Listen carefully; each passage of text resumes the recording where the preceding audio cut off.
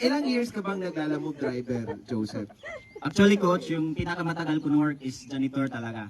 Janitor. Janitor. So, ilang years kang nag-janitor? 5 years po ako sa janitorial. Tapos na-promote ka. Right? Nasa second floor ka na nag-linis.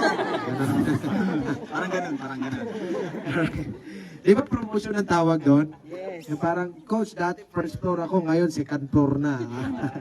Nag-janitor ka. Okay, so for 5 years hanggang naglalamove driver, pero who have ever thought, no? Ngayon, i-reveal niya ito yung first dream car mo talaga. Ito yung gustong-gusto mong sasakyan. Yes, coach. Okay. Question, bakit ito yung napili mong sasakyan? Kasi sobrang ganda para sa akin. Oh. Okay. Excited ka na ba? Yes, excited na ako! How about, excited na ba kayo lahat? Yes! Excited na ba kayo makita ang sasakyan? Yes! Again ha, pag nag-reveal na to, ang hindi magta-touch dito, hindi magkasasakyan.